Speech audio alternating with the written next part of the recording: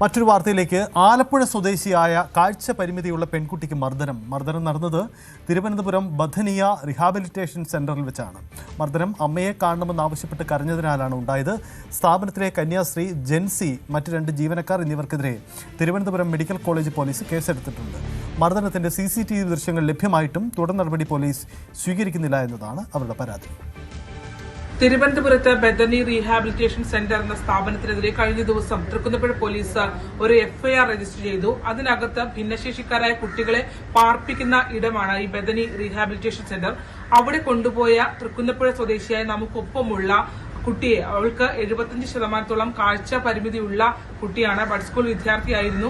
പിന്നീട് ആ കുട്ടിയെ ചില പരിശീലനങ്ങളുടെ ഭാഗമായി, അത് പഠന സംബന്ധമായ പരിശീലനങ്ങളൊക്കെ നൽകുന്നതിന് വേണ്ടിയാണ് തിരുവനന്തപുരത്ത് എത്തിക്കുന്നത്.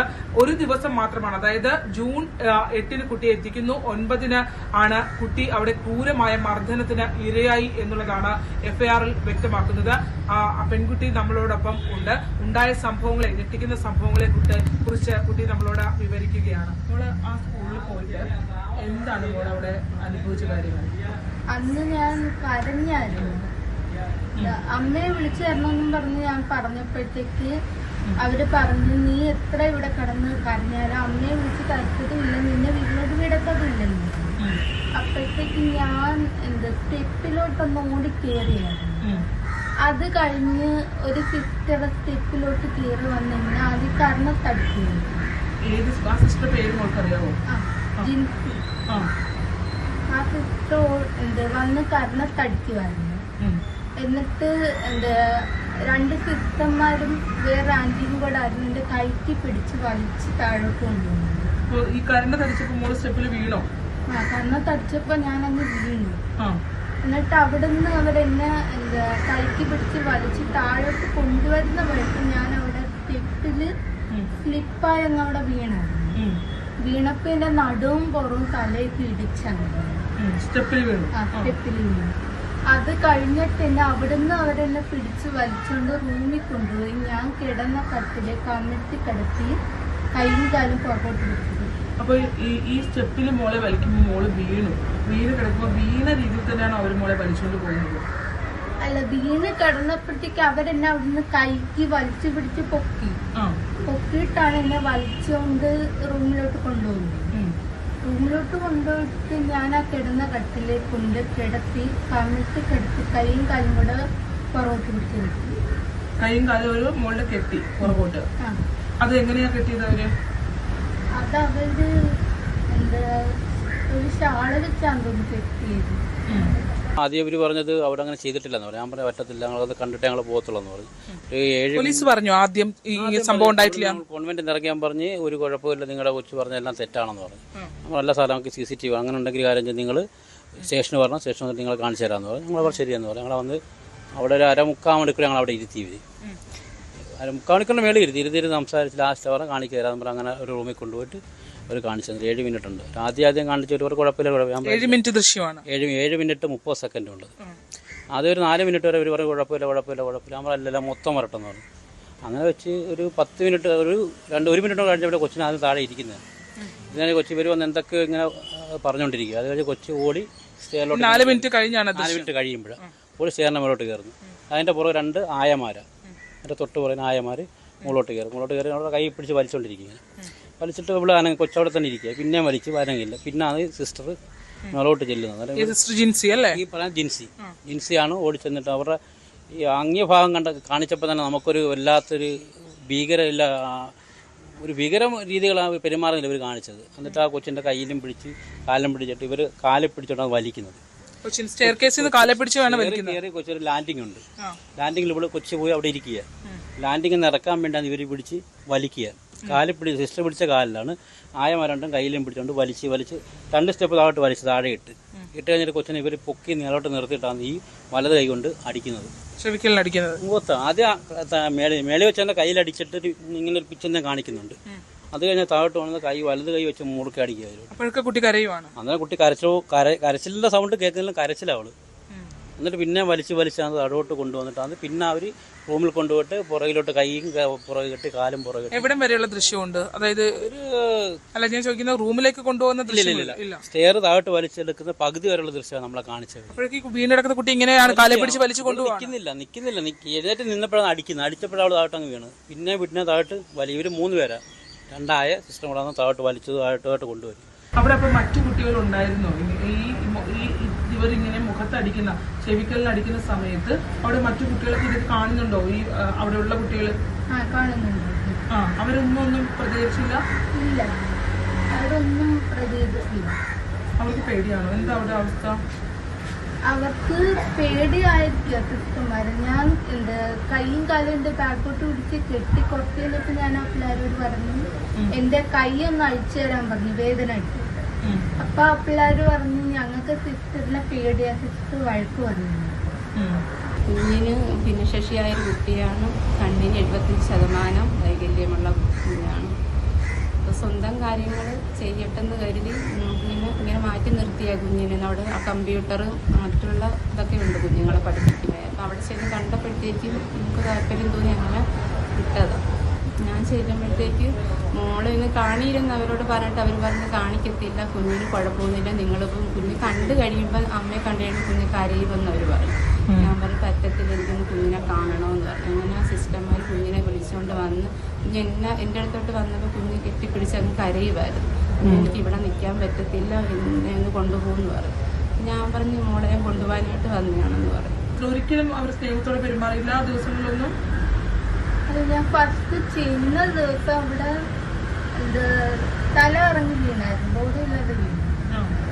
അപ്പൊ അത് കഴിഞ്ഞ് അവരെന്നെ താഴോട്ട് കൊണ്ടുവന്നായിരുന്നു. താഴോട്ട് കൊണ്ടുവന്നിട്ട് അവരുടെ മുട്ട് വെള്ളം ഒഴിച്ചു, ചൂടുവെള്ളം ഒഴിച്ചു. മോളുടെ മുഖത്ത് ഒഴിച്ചതോ? ചൂടുവെള്ളം ഒഴിച്ചു. തല കറങ്ങി വീണപ്പോഴോ? എന്നിട്ട് താഴോട്ട് കൊണ്ടുവന്ന് അവര് പഴുത്തും ചൂടുവെള്ളം ഒഴിച്ചപ്പോഴത്തേക്ക് കൊള്ളുന്ന രീതിയിലുള്ള വെള്ളമായിരുന്നോ? ചെറുതായിട്ട് ചൂടുണ്ടായിരുന്നു. അപ്പോഴാണ് മോൾ ഉണർന്നത്? അപ്പൊ ഞാൻ ഉണർന്നില്ല. അത് കഴിഞ്ഞ് അവര് ബിപിയും പൾസും ഒക്കെ ചെക്ക് ചെയ്തായിരുന്നു. ചെക്ക് ചെയ്ത് പിന്നെ കുറച്ച് കഴിഞ്ഞിട്ടാണ് ഞാൻ എണീക്കുന്നത്.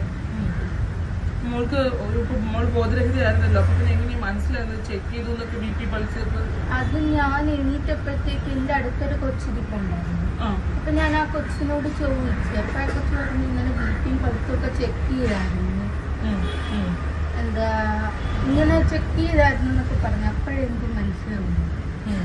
അമ്മ പോയതിന്റെ സങ്കടമായിരുന്നോ? മോൾക്ക് അമ്മ പോയി ആദ്യമായിട്ടാണോ അമ്മയെ മാറി നിൽക്കുന്നത്? ആദ്യമായിട്ട്. മോൾക്ക് ഇഷ്ടമില്ലായിരുന്നു അവിടെ നിൽക്കാൻ? എനിക്ക് ഞാൻ ആദ്യം അവിടെ പോയപ്പോഴത്തേന് എനിക്ക് താല്പര്യം ഇല്ലായിരുന്നു. പിന്നെ അവിടെ രണ്ടാമത് ഞാനായിട്ടാ പറഞ്ഞത് കൊണ്ടാക്കി ഞാൻ അവിടെ പഠിക്കാൻ. എന്തുകൊണ്ടാണ് അങ്ങനെ കൊണ്ടാക്കാൻ പറഞ്ഞത്? ഞാനത് ഈ വീട്ടിലെ സാഹചര്യങ്ങളൊക്കെ എനിക്ക് അറിയാം. അപ്പോഴത്തേക്ക് ഞാൻ പഠിച്ച് എനിക്ക് ജോലി കിട്ടിയതല്ലേ വീട്ടില്, എനിക്കും കൂടെ ഒരു വരുമാനം ഉണ്ടെങ്കിൽ ഈ വീട് നടന്നു പോകത്തുള്ളത് എനിക്കറിയാം.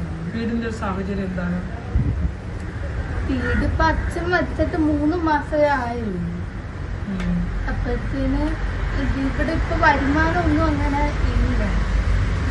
അമ്മ വെച്ചാൽ കയറ് കിട്ടുന്നുണ്ട്, അതിൻ്റെ ഒരു ഇതിലാണ് ഈ വീട്. നമ്മളിപ്പോ +2 വരെ പഠിച്ചു അല്ലേ? +2 കഴിഞ്ഞു.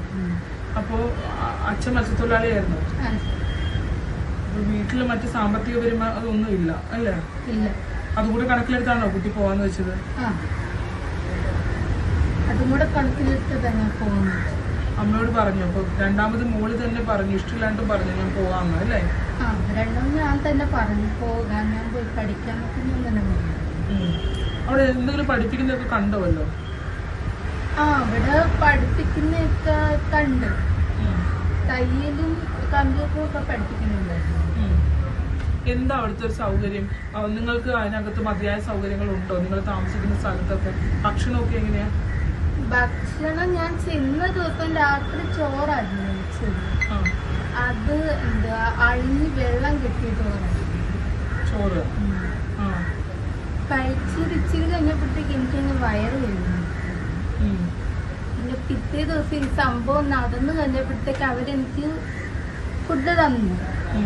അന്ന് ഇഡലി തന്നു. കാവിൽ വെച്ച് കൊള്ളത്തില്ല ഭക്ഷണം. അപ്പൊ കൊള്ളില്ല അവിടെ തരുന്ന എല്ലാ കുട്ടികളും ഇതാണോ കഴിക്കുന്നത്? എത്ര കുട്ടികളുണ്ടാവും? എത്ര കുട്ടികളുണ്ടാവും അവിടെ? 60 പിള്ളേർക്ക്. 60 കുട്ടികളുണ്ട്. എന്നെയും കൂടെ കൂട്ടി 60 ഉണ്ട്. ഈ 60 കുട്ടികളും മോളുടെ പ്രായമൊക്കെ ഉള്ള കുട്ടികളാണോ? അത് ചെറിയ കുഞ്ഞുങ്ങളുണ്ടാവും? എന്റെ പ്രായവും ഒരു 9ാം ക്ലാസ്സിലൊക്കെ പഠിക്കുന്ന പിള്ളേരും എന്നെക്കാട്ടി പ്രായം കൂടുതലുള്ള പിള്ളേരുണ്ടാവും. അതല്ലേ? അവരും ഒന്നും ഇത് പ്രതിരോധിക്കാൻ ഒന്നും ശ്രമിക്കാറില്ല? ഇല്ല. എല്ലാവർക്കും പേടിയാണോ? എല്ലാവർക്കും പേടിയാണ് എന്നാണ് തോന്നുന്നത്. മോള് പോലീസോട് ഇക്കാര്യങ്ങളെല്ലാം പറഞ്ഞോ? പറഞ്ഞു.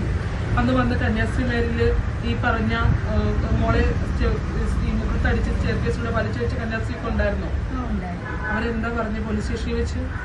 അവര് പോലീസ് സ്റ്റേഷനിൽ വെച്ച് ഒന്നും മിണ്ടാതെ കൈയും കെട്ടി നിൽക്കി പറഞ്ഞു. സ്റ്റേഷനിൽ ഇറങ്ങിയപ്പോഴത്തേനും പറഞ്ഞു ഞാനൊന്നും ചെയ്യുന്നില്ലെന്ന് മാത്രമേ അവര് പറഞ്ഞുള്ളൂ. സ്റ്റേഷനിൽ നിന്ന് ഇറങ്ങിയപ്പോഴത്തേനും. ആരോട് പറഞ്ഞു? അത് എന്റെ മാമി അപ്പച്ചുമായിട്ട് അവരോട് പോയി ചോദിച്ചായിരുന്നു. അപ്പൊ അവര് സ്റ്റേഷനിൽ നിന്ന് ഇറങ്ങിയ സമയത്ത് പറഞ്ഞു ഞാനൊന്നും ചെയ്തില്ല, ഇത് മാത്രമേ പറഞ്ഞുള്ളൂ. മോൾക്ക് കൈ പുറകിലോട്ട് വെക്കാൻ ബുദ്ധിമുട്ടുള്ള ആളാണല്ലേ? എന്താ പ്രശ്നം? കൈ പുറകിലോട്ട് തിരിഞ്ഞു വരത്തില്ല. ആ കൈയാണോ അവര് പുറകിലേക്ക് പിടിച്ച് കെട്ടിയിട്ടത്? 2 കൈയും പുറകിലോട്ട് തിരിഞ്ഞു വരത്തില്ല. അപ്പൊ 2 കൈയും കൂടെ പുറകിലോട്ട്. സിസ്റ്ററോട് പറഞ്ഞില്ലേ കൈ ഇങ്ങനെ പുറകിൽ കെട്ടിയപ്പോ കൈ തിരിയില്ലാന്ന്? വേദനിക്കുന്നു പറഞ്ഞോ? വേദനിക്കുന്നത് പറഞ്ഞു. പക്ഷേ അവര് കേട്ടില്ല. പിന്നെ 1 മണിക്കൂർ കഴിഞ്ഞിട്ട് ആ സിസ്റ്റർ വന്നു. 1 മണിക്കൂറും അങ്ങനെ കെട്ടിയിട്ടോ? ഈ ബാക്കിലേക്ക് തിരിയാത്ത കൈ 1 മണിക്കൂർ വരെ കെട്ടിയിട്ടോ? അപ്പോഴത്തേന് 1 മണിക്കൂർ കഴിഞ്ഞപ്പോഴത്തേന് ആ സിസ്റ്റർ വന്നു. അപ്പോഴത്തേക്ക് ഞാൻ കരഞ്ഞോണ്ട് പറഞ്ഞു സിസ്റ്ററെ എനിക്ക് വേദന എടുക്കുന്നു, ഞാൻ ഇനി കരയത്തില്ല. എന്റെ കൈയുടെ കെട്ടൊന്ന് അഴിച്ചു തരാൻ പറഞ്ഞപ്പോഴത്തേക്ക് അടുത്ത കൈയുടെ കെട്ടഴിച്ചു. പിന്നെ കുറച്ചുകൂടെ കഴിഞ്ഞ് വേറെ സിസ്റ്റർ വന്ന കാലിന്റെ എന്താ ഇങ്ങനെ ചെയ്യുന്നത് നമ്മളെ ചോദിച്ചിട്ടില്ല ഒരിക്കൽ പോലും? ഇല്ല, എനിക്ക് പേടിയായിരുന്നു. പേടിയാണോ? ആ സിസ്റ്റർമാരെ പേടിയാണോ മോക്ക്? ഇനി ഒരിക്കലും അങ്ങോട്ട് പോകുന്നതിനെ കുറിച്ച് ആലോചിക്കാൻ പറ്റില്ല അല്ലേ? ഇല്ല. ഇതിലിപ്പോ medical college police, Alappuzha Thrikkunnappuzha police എടുത്തിട്ടുള്ള FIR മെഡിക്കൽ കോളേജ് പോലീസിലേക്ക് അത് റെഫർ അങ്ങോട്ട് ട്രാൻസ്ഫർ ചെയ്തിട്ടുണ്ട്. അതിനകത്ത് ഇപ്പോൾ നിയമ നടപടികളിലേക്ക് പോകും എന്നുള്ള വിവരമാണ് ലഭിക്കുന്നത്. എന്തായാലും 16-ാം തീയതി FIR ഇട്ടതാണ്. ഇതിൽ ഏറ്റവും പ്രധാനപ്പെട്ടത് നിർണായകമായ ചില ദൃശ്യങ്ങൾ, അതായത് ഈ കുട്ടിയുടെ ചെവിക്കലിന് അടിക്കുന്നതും കരണത്തടിക്കുന്നതും മുഖത്തടിയേറ്റ് വീഴുന്ന കുട്ടിയെ സ്റ്റെയർകേസിലൂടെ വലിച്ചിഴച്ചുകൊണ്ട് പോകുന്നതടക്കമുള്ള ദൃശ്യങ്ങൾ, അസഭ്യം, കുട്ടിയെ അവർ അത്തരത്തിൽ അസഭ്യം പറയുന്നത് ഉൾപ്പെടെയുള്ള ദൃശ്യങ്ങൾ ഉണ്ട് എന്നുള്ളതാണ്. അത് രക്ഷകർത്താക്കളെ കാണിച്ചിട്ടുണ്ട്, കുട്ടിയുടെ അമ്മയെ കാണിച്ചിട്ടുണ്ട്. ഒപ്പം തന്നെ ആലപ്പുഴയിൽ നിന്നെത്തിയ വാർഡ് കൗൺസിലർ ഉൾപ്പെടെയുള്ള ആളുകൾ ആ ദൃശ്യങ്ങൾ നേരിട്ട് കണ്ട് ബോധ്യപ്പെടുകയും ചെയ്തിട്ടുണ്ട് എന്നുള്ളതാണ്. എന്തായാലും ആ ദൃശ്യങ്ങളുടെ അടിസ്ഥാനത്തിൽ പോലീസ് മറ്റ് നടപടിക്രമങ്ങളിലേക്ക് കടക്കേണ്ടതാണ്. അത്തരം അറസ്റ്റ് അടക്കമുള്ള മറ്റ് നടപടിക്രമങ്ങളിലേക്ക് കടന്നിട്ടില്ല എന്നുള്ള വിവരമാണ് നമുക്ക് മനസ്സിലാക്കാൻ കഴിയുന്നത്. ഭിന്നശേഷിക്കാരായ 60ഓളം കുട്ടികൾ, ഈ കുട്ടി ഉൾപ്പെടെ 60ഓളം കുട്ടികൾ ഉള്ള ഒരിടത്ത് നിന്നാണ് അതീവ ഗുരുതരമായ ഗൗരവകരമായ ഒരു വിഷയം ഇവർ ഉയർത്തിക്കൊണ്ടുവരുന്നത്. കുട്ടിയുടെ അമ്മയും അത് തന്നെയാണ് പറയുന്നത്. അതായത് അവിടെ മറ്റു കുട്ടികൾ ഇതുപോലെയുണ്ട്, നിസ്സഹായരാണ് കുട്ടികൾ നിൽക്കുന്നത് എന്നാണ് തോന്നിയത് എന്നുള്ളതാണ്. മോളെ സംബന്ധിച്ചിടത്തോളം അവൾക്ക് കാഴ്ച പരിമിതി ഉണ്ടെങ്കിലും കുറച്ചുകൂടി കാര്യങ്ങൾ ചെയ്യാൻ പ്രാപ്തിയുള്ള ഒരാളാണ്. പക്ഷെ അങ്ങനെ അല്ലാത്ത വീൽ ചെയറിലടക്കമുള്ള കുഞ്ഞുങ്ങൾ അവിടെ ഉണ്ട് എന്ന് പറയുമ്പോഴാണ് ഇത് കൃത്യമായി പരിശോധിക്കപ്പെടേണ്ടതിന്റെ ഒരു ആവശ്യകതയിലേക്ക് അത് വിരൽ ചൂണ്ടുന്നത്. കുട്ടി പറഞ്ഞ കാര്യങ്ങൾ സത്യമാണെങ്കിൽ, അത്തരത്തിൽ ആ ദൃശ്യങ്ങൾ ഉണ്ടെങ്കിൽ അതീവ ഗൗരവകരമായ ഒരു വിഷയമാണ് സർക്കാരിന്റെ ശ്രദ്ധയിലേക്ക് കൊണ്ടുവരുന്നത്. ആലപ്പുഴ തൃക്കുന്നപ്പുഴയിൽ നിന്നും ശരണ്യ സ്നേഹജൻ, ന്യൂസ് 18.